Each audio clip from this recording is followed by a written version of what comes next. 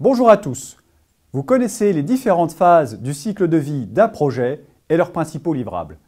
Dans ce module, nous allons détailler les actions à mener pour chaque phase d'un projet. La phase de démarrage répond à la question « Quoi faire et pourquoi ?». L'enjeu est d'aboutir ou pas à l'autorisation du lancement du projet. Plus précisément, les actions à mener sont les suivantes. Tout d'abord, décrire les objectifs du projet. Puis, construire le business case en identifiant les coûts et les gains attendus. Vous pourrez ensuite élaborer la roadmap et ses jalons principaux et identifier les principales parties prenantes et proposer une gouvernance. Enfin, vous réaliserez une première cartographie des risques pouvant impacter le projet. Tous ces éléments sont normalisés dans la charte projet sur laquelle se base la décision de lancer le projet. La phase d'organisation et de planification permet de répondre à la question « Comment faire ?». L'enjeu est de décrire comment le projet sera exécuté, surveillé et maîtrisé. Plus précisément, les actions à mener sont les suivantes.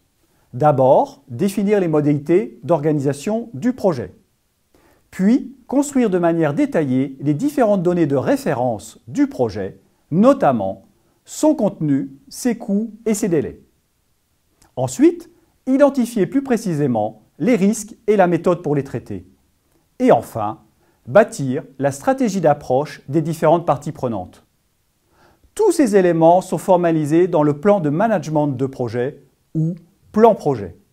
Ce document de référence est revu régulièrement tout au long de la vie du projet. La phase d'exécution est dédiée à faire et à prévoir le reste à faire. Lors de cette phase, le manager de projet pilote l'équipe projet au quotidien afin d'effectuer et réaliser le travail attendu. Il vérifie et valide les livrables fournis. La surveillance et la maîtrise de l'avancement du projet se concentrent sur chacun des axes du barycentre du projet, à savoir performance, coût et délai. Le manager de projet remonte les alertes au comité de pilotage et propose des solutions adaptées. La phase de clôture répond aux questions « Qu'avons-nous appris et que transmettre ?» Cette phase permet de transmettre formellement le résultat du projet aux équipes opérationnelles qui vont l'utiliser. Elle procède aux différentes activités permettant d'achever le projet, comme la gestion contractuelle ou le règlement des dernières factures.